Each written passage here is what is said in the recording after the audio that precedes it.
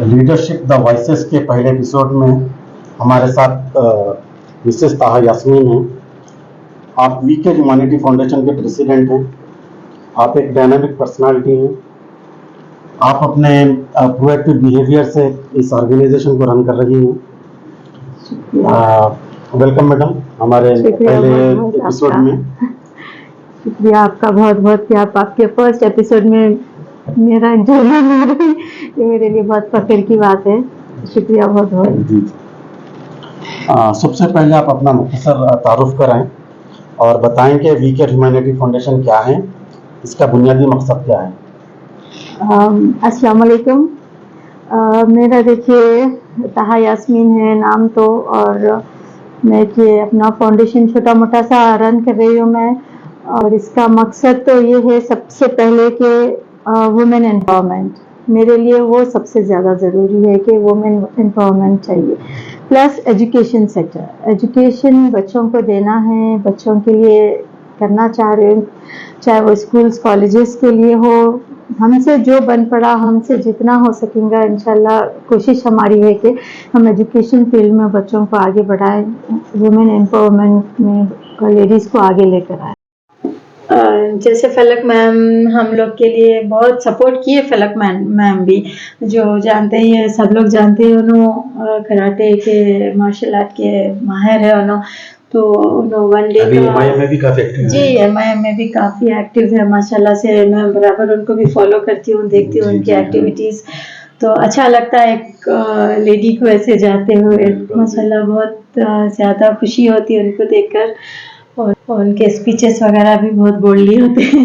उन्होंने भी हमारे पास आए थे, एक वन डे का एक कैंप लगाए थे उन्होंने भी, जिसमें उन्होंने बच्चों को बहुत कुछ सिखा कर गए। हमारे पास के बच्चे दो भी थे, तो बहुत सिखा के गए। तो उनको भी once again thank you so much. और उम्मीद करती हूँ कि आप फिर से आएंगे, एक कैंप हम लोग फिर से लगाएंगे, फिर से आप बच्चों को सिखाइए, हमारे बच्चों को। बहुत अच्छा लगा था। तो वाकई में उनके चीज़ें ऐसी हुई थी कि बच्चे बहुत कुछ सीखे थे। जी तो बहुत अच्छा था। जी बिल्कुल। जी। ये वीके ह्यूमैनिटी फाउंडेशन से एजुकेशन और दूसरे क्या क्या सेक्टर में आप काम कर रहे हैं? देखिए पहला जो है वो वुमेन एम्पावरमेंट के लिए है। हमारे पास टेलरिंग क्लासेस हो रहे हैं, ब्यूटिशियन और मेहंदी क्लासेस है, जिसमें बच्चियों को और लेडीज़ को आगे जाने के चांसेस है। ये और जो बिल्कुल जो लेडीज़ ऐसे नहीं समझना है कि घर में बैठे हुए हैं कुछ कर नहीं सकते, बट आजकल तो लेडीज़ बहुत आगे है। तो और कुरान हदीस होती है, स्पोकन इंग्लिश की क्लासेस होते हैं, कंप्यूटर क्लासेस है अपने पास, जिससे बॉयज़ एंड गर्ल्स दोनों के लिए है कंप्यूटर क्लासेस। तो जहाँ तक मुमकिन हो सके ये चीज़ें हैं करने की। आप किस चीज़ से मोटिवेट होकर ये काम शुरू किए? एक्चुअली ये चीज़ के लिए मैं अपने फादर को क्रेडिट दूंगी, क्योंकि मेरे वालिद साहब जो थे उन्होंने मतलब उनमें था कि बच्चों के लिए कुछ करना, बच्चों को एजुकेशन करवाना। तो उन्होंने थोड़े बच्चों के लिए करते थे जो स्कूल गोइंग थे, लेकिन उनको वीक थे पढ़ाई में, उनको मतलब ट्यूशन्स वगैरह करवाते थे उन्होंने। और उनको जो 9-10 के बच्चे रहते थे उनको ट्यूशन्स वगैरह करवाना, उन लोग के फीसेस देना करना। तो उनको ये था कि मीन्स बच्चे पढ़ना, आगे जाना। अभी हमारी ये जो जनरेशन है, ये जनरेशन बहुत पीछे है। लोग तो ऐसे मीन्स उनका बहुत था कि ऐसी चीज़ें करना। तो जब उन्होंने स्टार्ट किए उन्होंने करना, तो उनको देखिए मेरे अंदर भी आता था कि हाँ मैं भी ऐसे ही करना है। फिर माशाल्लाह से उन्होंने यहाँ पे मदरसा स्टार्ट किया, उन्होंने कुरान वगैरह की तालीम देने लगे बच्चों को, हाफिज़ साहब वगैरह रखे। तो लोग बचपन से उठाते थे, करते थे बच्चे आना, तो उनको देख के एक्चुअल से इंस्पायर मैं उनसे हुई। तो सारा क्रेडिट उनको जाएगा। माशाल्लाह माशाल्लाह। आप आने वाले 5 सालों में वीके ह्यूमैनिटी फाउंडेशन के जरिए से कम्युनिटी और सोसाइटी में क्या तब्दीली लाना चाहते हैं? आपका फोकस्ड एरिया क्या है? अब वीके ह्यूमैनिटी फाउंडेशन आपका राजेंद्र नगर में है जी। तो इनिशियली क्या आप पूरे राजेंद्र नगर को फोकस कर रहे हैं या हैदराबाद को फोकस कर रहे हैं? तो उसमें एजुकेशन में क्या आप तब्दीली लाना चाह रहे हैं? हाँ, ये क्वेश्चन तो बहुत अच्छा है। सिर्फ एक पर्टिकुलरली राजेंद्र नगर बोलकर नहीं है मुझे, जहाँ भी मीन्स ऐसा है, चाहे वो स्लम एरियाज लो या जो भी एजुकेशन की फील्ड में हो, पूरे हैदराबाद के आगे भी अगर मुझे जाना पड़ेगा तो मेरी कोशिश रहेगी कि मैं वहाँ तक जाऊँ, विलेजेस वगैरह में भी मीन्स अपने विंग्स डालना चाह रही हूँ मैं। मेरा मकसद सिर्फ ये नहीं है कि सिर्फ मैं एक मेरे एरिया तक ही रहना है या एक अपने घर अपना महला अपना ये नहीं करना है। मेरे को आगे जहाँ जहाँ जिसको मेरी ज़रूरत महसूस होंगी, मैं बराबर मेरी कोशिश रहेंगी कि मैं वहाँ तक फैलाऊँ इसको, वहाँ तक जाऊँ मैं। माशाल्लाह माशाल्लाह। एनजीओ चलाने में सबसे ज्यादा मुश्किल काम क्या क्या है? एनजीओ वर्ड ही सबसे ज्यादा एक्चुअली आजकल के जमाने में बहुत टफ है। जी जी जी। क्योंकि लोगों के माइंड में एनजीओ का मतलब ही कुछ और हो गया है आजकल। हाँ, बिल्कुल। लोगों से फंड लेना, भाग जाना, गबन कर लेना, ये मतलब जो अगर लोग को अगर देखेंगे तो लोग तो उनकी नजर में एनजीओ यही हो गया है। हाँ। तो भी फ्रैंक, बिल्कुल सही, मैं बिल्कुल शायद थोड़ी चीजें बहुत फ्रैंक बोल देती हूँ मैं, करेक्ट है, लेकिन पब्लिक ये ओपिनियन बने हुआ है इस जी तरह का जी चीज़। जी, क्योंकि ऐसा है मैं ज्यादा पब्लिक में रहती हूँ, मैं जी। लोग में ज्यादा रहती हूँ, तो मेरे को लोगों के ओपिनियन पता है कि लोग कैसा हो रहा, और ये हकीकत भी है कि कुछ लोग ऐसे हैं। लेकिन हर एनजीओ ये नहीं है। मैं लोगों को ये भी बताना चाह रही हूँ कि हर किसी को आप लोग एक नज़र से मत देखिए। हर एनजीओ ऐसे नहीं रहता है, हर एनजीओ का एक अलग अपना है। तो आप लोग भी उनके साथ जुड़े जो ये चीज़ में सही दिशा में जा रहे हैं, जो वाकई लोगों की हेल्प करना चाह रहे हैं, जो लोगों की मदद करना चाह रहे हैं, आप ऐसे एनजीओ से जुड़िए। माशाल्लाह, वेरी गुड, करेक्ट। आज के दौर में सोशल वर्क कितना जरूरी है? हाँ, ये भी क्वेश्चन बहुत अच्छा है वास्तव जी। में। मैं समझती हूँ कि आजकल के हिसाब से हर किसी जिसकी जो इस्तेताद है, यानी जो फील्ड में जो आगे है, जो फील्ड में जो परफेक्ट है, उसको आना चाहिए। उससे जो कम है उनको हेल्प के लिए। जी जी जी। सोशल वर्क का मतलब ये नहीं है कि सिर्फ जाके आप कुछ ऑर्गेनाइजेशन से ही जुड़े। आप जहाँ जैसे है वहाँ से आप अपना सोशल वर्क स्टार्ट कर सकते हैं। आपके लिए ज़रूरी नहीं है कि कोई ऑर्गेनाइजेशन से ही जुड़ना, बट आप किसी भी टाइप में आप हेल्प कर सकते हैं। तो वो आजकल हर किसी के लिए ज़रूरी है। आप पहले खुद का माइंडसेट बनाइए, खुद के अंदर सामने वाले की तकलीफ का एहसास लाइए कि सामने वाला को क्या तकलीफ है। जब उसका दर्द अपने को समझ में आ जाएगा तो ऑटोमेटिकली जैसे जब अपना माइंडसेट बन जाएगा, और इसमें एक चीज़ ये भी रहेंगी कि फैमिली सपोर्ट भी बहुत ज़रूरी है इसके लिए भी। और आप अपनी फैमिली में देखिए, फैमिली वालों को अपने साथ में करिए, फैमिली की हेल्प करिए, फिर अपने नेबर्स को देखिए।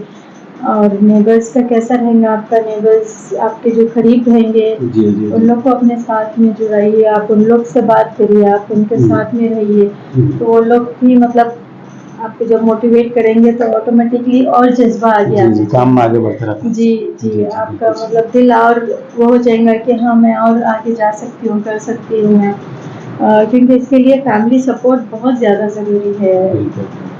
फैमिली का साथ होना ही सबसे बड़ी चीज़ है। बिल्कुल सही है। इस काम को करने के लिए आप लोगों का ट्रस्ट कैसे हासिल करते हैं? लोगों का ट्रस्ट जी, जैसे कि फंड्स से डील करते ये चीज़ें, और बहुत सारे इश्यूज होते हैं जहाँ पे लोगों को ट्रस्ट हमको हासिल होना चाहिए, तो वो ट्रस्ट कैसे आप हासिल करते हैं इसके अंदर? एक्चुअली अभी तक मेरे को फंड्स के लिए तो मैं आगे नहीं गई किसी के पास या किसी से ली नहीं। अगर आप ट्रस्ट की भी बात कर रहे हैं तो माशाल्लाह अल्हम्दुलिल्लाह से कि आप सामने से आप ऐसा काम करिए कि लोग ऑटोमेटिकली आप पे ट्रस्ट करें। आप अपनी बॉडी लैंग्वेज, आपकी एक एक कदम लोग देखते, आपको वॉच करते कि आप क्या कर रहे हैं, कैसे कर रहे हैं। जब आप लोगों को बताएंगे कि ये चीज़ें हैं, हम ऐसे कर रहे हैं, और जब लोग आना स्टार्ट होंगे तो लोगों का ट्रस्ट होगा। पहले अपनी फैमिली ट्रस्ट करना ज़रूरी है, जैसा कि अभी बोले कि नेबर्स वगैरह ज़रूरी है ट्रस्ट करना। जो अपने सराउंडिंग में जो लोग हैं पहले वो लोग आप पे ट्रस्ट करेंगे। देखिए, ट्रस्ट करने के लिए, उनका दिल जीतने के लिए आपको उन लोग के पास चले जाना चाहिए। जी जी उन लोग में मतलब जब आप आपका चीज़ें आपका दिल खुल के आप उनको नहीं बताएंगे, जब उनमें नहीं बैठेंगे तो वो लोग भी आपको नहीं अपना सकते, आपका ट्रस्ट नहीं ले सकते। बिल्कुल तो सबसे इम्पोर्टेंट चीज़ है कि लोगों को ट्रस्ट, अपना ट्रस्ट दिखाने के लिए कि मैं सच्ची हूँ या मेरे पे ट्रस्ट करने के लिए आपको वैसा बनना पड़ेगा बिल्कुल कि लोग आप पे ट्रस्ट करें। आप ऐसी चीज़ें करके बता दीजिए, आप आपका 100% दीजिए तो 10% तो लोग आप पे ट्रस्ट करेंगे। अगर 100% आने टाइम लगेगा बट 10% तो आप पे ट्रस्ट करेंगे। तो आप अपना 100% दीजिए। तो मतलब ट्रस्ट के लिए ये है कि आप ट्रांसपेरेंसी रखिए अपने पास, हम जो काम कर रहे हैं वो एकदम क्लीन एंड क्लियर रखिए, लोगों के सामने रखिए आप जो भी आपके पास आता है। क्योंकि इश्यूज तो देखिए पहले तो फंड्स की जगह पर ही होते हैं। बिल्कुल जब आपके पास फंड आ रहा है तो वो लोगों के सामने आप ओपन रखिए, ये फंड आया है और ये फंड यहाँ गया है। जी जी अगर ये चीज़ आ जाएंगी, क्योंकि मेन इश्यूज जो है वो फंड्स पे ही होता है। बिल्कुल दूसरी चीज़ ये है कि आपके जो सराउंडिंग में जो लोग आपके साथ काम कर रहे हैं वो लोग भी आपके साथ उतना ही ट्रस्टेबल रहना। आप अपनी टीम ऐसी चुनिए कि वो मीन्स जज्बे के साथ काम करें, ना कि किसी लालच या किसी फेम जो भी है व्हाटएवर उसके लिए नहीं, बल्कि सिर्फ एक क्या बोलना चाहिए, अपने काम से मोहब्बत है, लोगों से हमदर्दी का जज्बा है। तो आप वैसे लोगों की अगर टीम बनाएंगे आप तो शायद लोगों का ट्रस्ट हासिल करना मुश्किल नहीं है। बिल्कुल बिल्कुल सही। अपनी जिंदगी की सबसे बड़ी सीख क्या है जो आप हमारे लिसनर से शेयर करना चाहेंगे?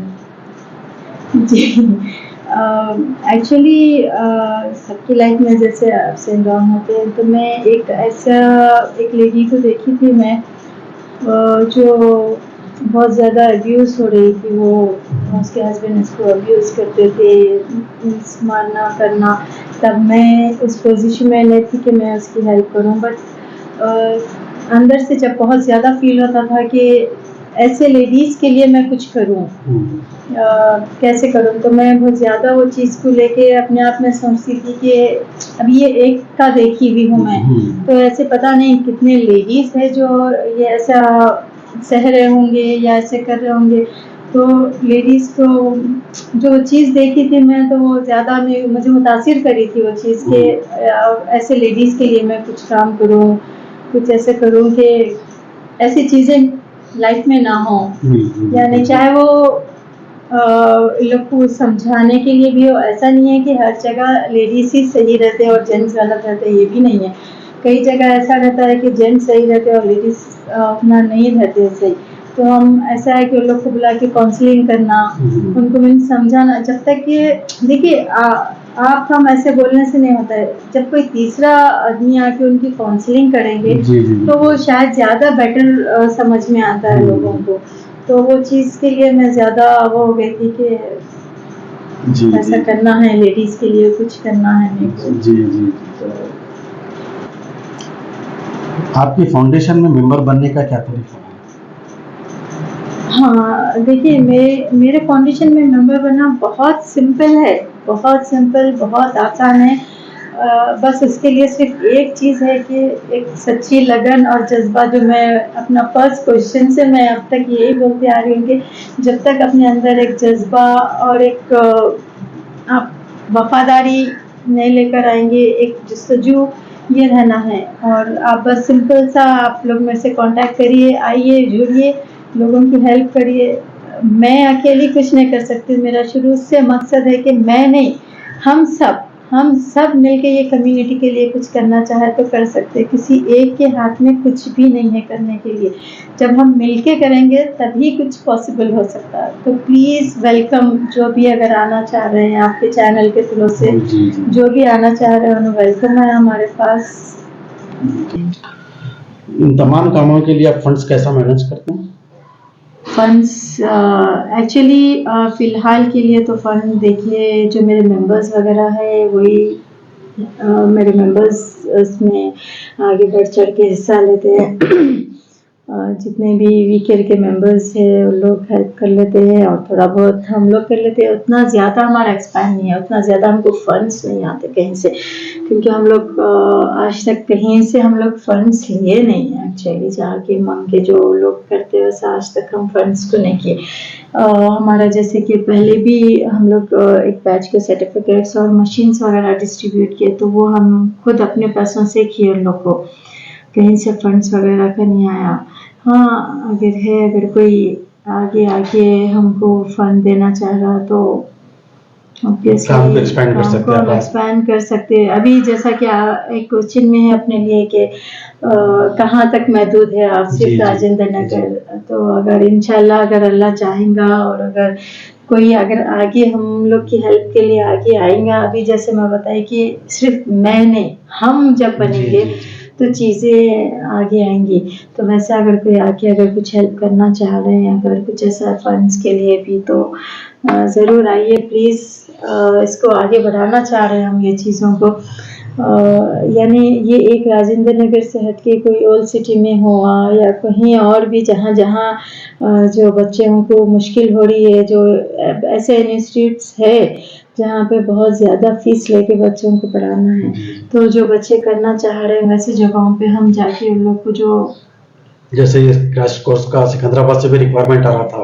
जी जी जी जी जी कंप्यूटर क्लासेस के कंप्यूटर लिए। क्लासेस के लिए कहा है सिकंदराबाद से, तो वही है मन के ऐसे जाके वहाँ पर हम सीखे, उन लोग को सिखाए, उन लोग को कि वो वैसी जगहों पे जहाँ ज़रूरत है, जो चाह रहे हैं कि उनके एरिया में आके हम करना, तो ऑब्वियसली डेफिनेटली हम आके करेंगे। बस थोड़ा आप लोग का भी सपोर्ट बिल्कुल अगर सही। होगा तो बहुत अच्छा होगा। बिल्कुल सही।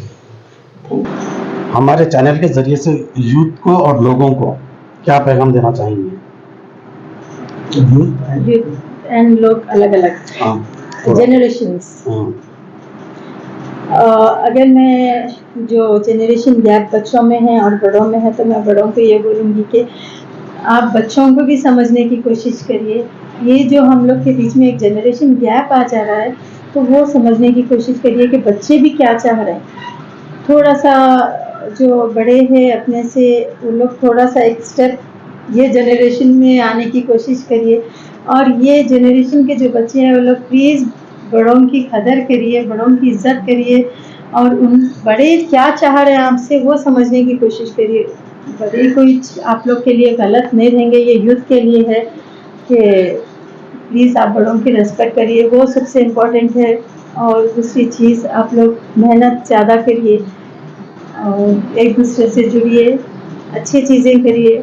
मोबाइल आपके लिए बहुत अच्छा है, आजकल हर कोई मोबाइल का रोना रो रहा है, लेकिन मोबाइल ख़राब नहीं है, मोबाइल बहुत अच्छा है अगर उसको सही यूज़ किए तो प्लीज़ मेरी ये यंग जनरेशन से रिक्वेस्ट है कि आप लोग उसका सही यूज़ करिए और पढ़िए। आप जहाँ तक हो सके आप पढ़िए। एजुकेशन बहुत ज़रूरी है, हर फील्ड के लिए एजुकेशन ज़रूरी है, चाहे वो कोई अमीर से अमीर भी क्यों ना हो, उसको भी एजुकेशन ज़रूरी है, और गरीब के लिए भी एजुकेशन ज़रूरी है। तो सबसे इम्पोर्टेंट चीज़ एजुकेशन है। आप एक एजुकेटेड होंगे तभी अपनी नस्लें, अपने चीज़ें आगे जा सकती है। Perfect madam, thank you so much. Thank you thank so you for much. Your time. जज़ाकल्लाह खैर। Thank you so much. आप इतना आके हम लोग से के लिए इंटरव्यू लिए, मैं आपकी शुक्रगुजार हूँ। आप फर्स्ट मेरे पास आए, मेरा इंटरव्यू लिए, और सच पूछो तो मैं चाह रही हूँ कि लोग जुड़े हमारे से, और हम क्या चाह रहे हैं हम हमारे कुछ समझने की कोशिश करिए। एनजीओ का मतलब एक गलत उसमें नहीं लीजिए, हर एनजीओ ख़राब नहीं होता है, हर एनजीओ से कुछ गलत चीज़ें नहीं आती है। हमारा मकसद बच्चों को एजुकेट करना है, हमारा मकसद बच्चों को सिखाना है, और हमारा मकसद है कि जो वुमेन एम्पावरमेंट है हम उनको लाना चाह रहे। कोई औरत अपने आप को ये मत समझिए कि मैं मजबूर हूँ, बेचारी हूँ। कोई औरत मजबूर और बेचारी नहीं है, हर एक में गट्स रहते हैं, हर किसी की लाइफ में कुछ ना कुछ रहता है प्रॉब्लम्स, बट उसको फेस करते हुए आप आगे बढ़िए। आप अपने आप को कमज़ोर मत समझिए, मैं कुछ कर नहीं सकती हूँ ये मत समझिए। बहुत कुछ कर सकती है एक औरत, बहुत आगे जा सकती है एक औरत। तो कभी भी अपने आप को ऐसे लोनली नहीं फील करिए, मैं अकेली हूँ बल्कि एक अकेले से यानी कि बूंद बूंद से दरिया बनता है, तो ये वैसे ही है। तो प्लीज़ स्पेशली लेडीज़ के लिए बोलूँगी मैं कि कभी भी अपने आप को कमज़ोर मत समझिए, बल्कि हर फील्ड में सीखने की कोशिश करिए, हर एज में सीखने की कोशिश करिए। और हर कोई कुछ ना कुछ हुनर में आगे आता, तो उसके ज़रिए से आप बहुत कुछ कर सकते हैं। Thank you so much Abid भाई, आप आके इतना इंटरव्यू ले रहे हैं और ये इंटरव्यू को इतना आगे बढ़ा रहे हैं आप।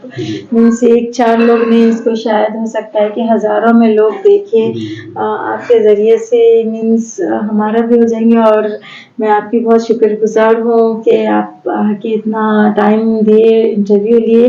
और अल्लाह आपके चैनल को भी बहुत आगे लेके जाए, इसके बहुत ज़्यादा फॉलोअर्स हों, मेरी दुआ है आपके लिए। और इसमें कुछ भी अगर है तो हम बराबर आपका साथ देने तैयार हैं। और बस अल्लाह से दुआ है कि आप बहुत तरक्की करें ये चैनल में, और बहुत ज़्यादा आगे जाए आपका चैनल, बहुत ज़्यादा फॉलोअर्स हो। प्लीज़ जो भी देख रहे हैं आप लोग इसको आगे फॉरवर्ड करिए और देखिए चैनल्स में और क्या क्या चीज़ें आबिद भाई लाते हैं आप लोग के सामने। तो प्लीज़ इसको कंटिन्यू करिए, आप लोग फॉलो करिए ये चैनल को। Thank you so much. अल्लाह हाफ़िज़।